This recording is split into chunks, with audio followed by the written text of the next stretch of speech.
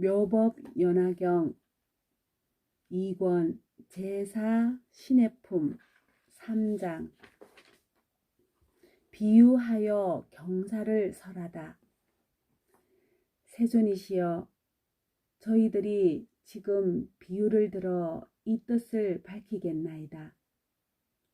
어떤 사람이 나이 어렸을 적에 아버지를 버리고 집을 나가 다른 지방에 가서 오래 살다 보니 10년, 20년, 50년이 지나갔나이다.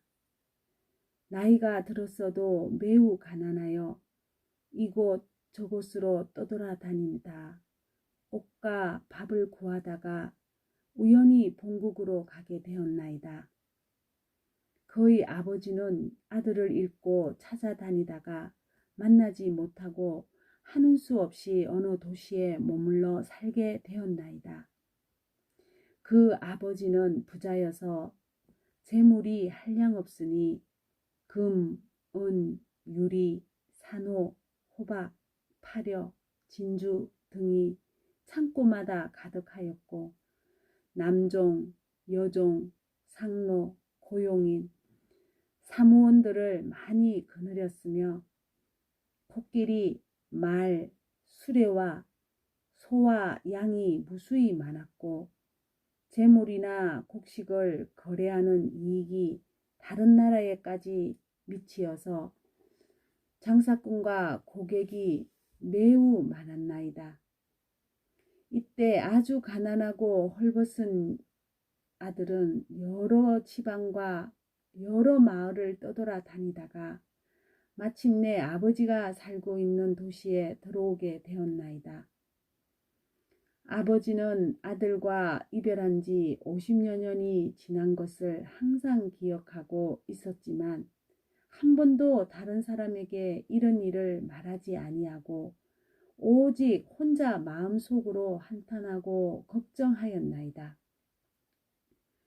나는 이제 늙고 자식은 없으니 만일 죽게 되면 창고마다 가득한 금, 은의 진귀한 보배를 누구에게 전해줄 것인가 하면서 은근히 아들을 기다렸으며 다시 생각하되 내가 만일 아들을 만나서 재산을 전해주게 되면 마음이 기뻐서 다시는 근심과 걱정이 없으리라 하였나이다. 세존이시여, 그때 빈궁한 아들은 품팔이를 하며 이리저리 다니다가 우연히 아버지가 사는 집의 대문 앞에 이르렀나이다. 아들은 대문 앞에서 멀리 집안을 살펴보니 보기에도 고귀한 분이 좋은 의자에 걸터 앉았는데 보배개로 발을 받쳤고 신분이 높은 바라문과 왕족과 거사들이 모두 공경하며 둘러서서 모셨으니 10,000냥이나 되는 값진 진주, 영락으로 몸을 장엄하였고 시종과 하인들이 흰 총채를 들고 좌우에 서서 시중 들고 있었으며 좋은 천으로 지어진 천막으로 위를 덮고 아름다운 깃발을 많이 드리웠으며 향수를 땅에 뿌리고 아름다운 꽃을 흩었으며 보물들을 늘어놓고 내어주고 받아들이는 이러한 장엄한 일들이 위엄과 덕이 높아 보였나이다. 빈궁한 아들은 그 아버지가 큰 세력을 가진 줄을 알고는 곧 두려운 생각을 품어 이곳에서 온 것을 크게 후회하면서 이렇게 생각하였나이다. 저분은 틀림없이 왕이거나 혹은 왕족일 것이다. 그러니 이곳은 내가 품팔이할 곳이 아니로다. 차라리 가난한 마을로 가서 열심히 일하여 입을 옷과 먹을 음식을 구하는 것이 낫겠구나. 만일 이곳에서 오래 머물다가 혹 눈에 띄어 붙들리게 되면 나를 잡아 강제로 일을 시킬지도 모르겠구나 하고는 빨리 달아났나이다. 이때 대부호 장자는 사자자에서 자기 아들을 적시 알아보고 마음이 너무 기뻐서 곧 생각하기를 나의 창고마다 가득 찬 재물을 이제는 전해줄 사람이 있구나. 내가 항상 이 아들만 생각하고 기다렸으나 만날 수가 없더니 이제 스스로 찾아왔으니 내가 원하고 바라던 것이 이루어졌도다. 나는 비록 늙었으나 재산을 아끼는 마음은 변함이 없노라. 하고 곧 사람을 보내어 데려오도록 하였나이다. 그때 심부름꾼이 뛰어가서 잡으니 그 빈궁한 아들이 놀라서 크게 외치기를 나는 아무 잘못이 없는데 어찌하여 붙들어 가나이까 하였나이다. 심부름꾼이 더욱 단단히 붙들고 강제로 데려오려고 하니 그때 빈궁한 아들은 이렇게 생각하였나이다. 아무런 죄도 없이 붙잡혔으니 반드시 죽이려는 것이다. 그러자 더욱 놀랍고 무서워서 그만 땅에 넘어져 기절해 버렸나이다. 아버지는 멀리서 이 광경을 보고 심부름꾼에게 말하기를 그 사람을 억지로 붙잡아 올 것은 없다. 그 얼굴에 냉수라도 끼얹어 깨어나게 하고 제정신이 들더라도 아무 말도 하지 말라. 고 하였나이다. 왜냐하면 아버지는 아들의 마음이 작고 못난 줄을 알고 자기와 같이 신분이 높은 사람과는 어려워서 가까이 할 수 없음을 짐작하였기 때문입니다. 분명히 자기 아들인 줄 알지만은 방편을 서서 다른 사람에게는 자기 아들이란 말을 하지 않고 심부름꾼을 시켜 말하기를 내가 이제 놓아줄 터이니 너희 마음대로 가거라 하였나이다. 빈궁한 아들은 매우 기뻐하며 땅에서 일어나 어느 가난한 마을을 찾아가서 입을 것과 먹을 것을 구하였나이다. 그때 장자는 그 아들을 타일러서 데려오려고 방편을 써서 모양이 초라하고 보잘것없는 두 사람을 엄밀히 보내며 이렇게 말하였나이다. 너희들은 거기에 가서 가난한 사람에게 말하기를 저기 좋은 일자리가 있는데 품삯은 다른 때보다 배로 준다고 하여라. 만약 가난한 사람이 허락하면 데리고 와서 일을 시키되 만일 무슨 일을 하느냐고 묻거든 그름을 치우는 일이라 말하고 우리 두 사람도 그대와 함께 일을 한다고 하여라. 이때 두 사람은 즉시 가난하고 헐벗은 사람을 찾아가서 만나보고 시키는 대로 말하였나이다. 그리하여 빈궁한 아들이 그들을 따라가 성금을 받고 그름을 치우는데 그 아버지는 아들을 보고는 불쌍하고 안타깝게 생각하였나이다.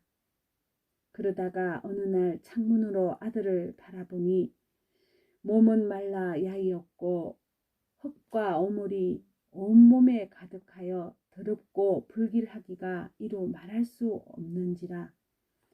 아버지는 곧 진주 목걸이와 좋은 의복과 장신구를 벗어버리고 흐름하고 때묻은 옷으로 갈아입고 흙과 먼지를 몸에 바르고 손에는 청소 도구를 들고 나가 여러 일꾼들에게 말하기를 너희들은 부지런히 일하고 게으름을 피우지 말라 하면서 이러한 방편으로 아들에게 가까이 접근할 수 있었나이다.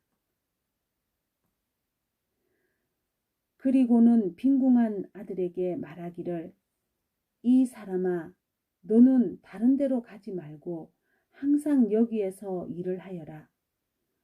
그러면 품삯도 올려줄 것이요 또 필요한 물건이 있거든 그릇, 쌀, 밀가루, 소금, 장 할 것 없이 무엇이든 어려워하지 말고 말하여라. 늙은 하인들이 있어서 쓸 일이 있으면 줄 것이니 걱정 말고 마음을 편안히 하여라. 나는 너의 아버지와 같으니 다시는 염려하지 말아라. 왜냐하면 나는 이미 늙었고 너는 아직 젊었으며 너는 일할 적에 게으르거나 성내거나 속이거나 원망하는 말이 전혀 없으니 다른 일꾼들처럼 그런 나쁜 버릇이 있음을 보지 못하였더라. 이제부터는 내가 낳은 친아들처럼 생각하겠다 하면서 장자는 이름을 다시 지어주고 아들이라고 불렀나이다. 그때 가난하고 헐벗은 아들은 이런 귀여움과 대우를 받는 것이 기뻤으나 전과 같이 모섬살이하는 친한 사람이라 스스로 생각하며 20년 동안을 항상 그릇만 치우고 있었나이다. 이렇게 지낸 뒤에 마음이 서로 알고 믿게 되어 안과 밖을 어려움 없이 드나들면서 거처하는 곳은 여전히 그전과 같았나이다. 세존이시여, 그때 장자는 병이 나서 죽을 때가 멀지 않았음을 알고 빈궁한 아들에게 말하였나이다. 나에게는 지금 금, 은, 보배가 많이 있어 창고마다 가득하니 그 속에 있는 모든 재물과 받고 갚아야 할 것을 내가 모두 알아서 처리하여 나의 뜻이라 이르니 너는 나의 마음을 받아서 행하여라. 왜냐하면 지금은 나와 내가 서로 남남이 아니므로 부디 이 보물들을 굳게 지켜 허비하지 말고 잃지 않도록 하라. 이때 빈궁한 아들은 적시 명령을 받고 금, 은, 보배의 여러 가지 재산과 창고를 맡았으나 한 가지도 욕심을 내지 않고 거처하는 곳도 예전 그대로이며 천하고 못났다는 마음 또한 아직 버리지 않고 있었나이다.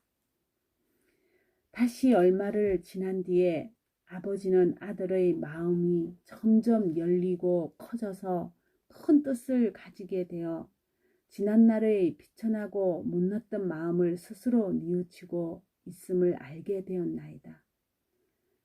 그 아버지가 죽을 때 이르러 아들을 시켜 친척과 국왕과 대신과 무사들과 거사들을 모이게 하고 그들이 다 모인 뒤에 이렇게 선언하였나이다. 여러분 마땅히 아시라. 이 아이는 나의 아들이요.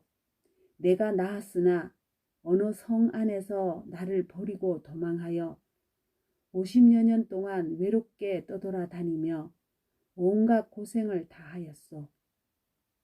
이 아이의 본래 이름은 아무개이고 내 본래 이름은 아무개요.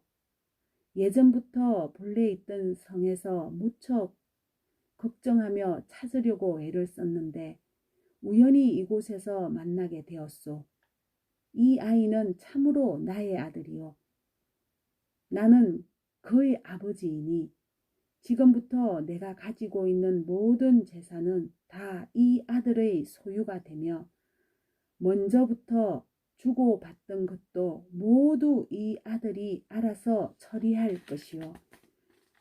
세존이시여, 이때 빈궁한 아들은 아버지의 이 말을 듣고 크게 기뻐하며 일찍이 얻던 것을 얻고 스스로 생각하기를 나는 본래부터 바라는 마음이 없었건만 이제 보배 창고가 저절로 들어왔도다 하였나이다.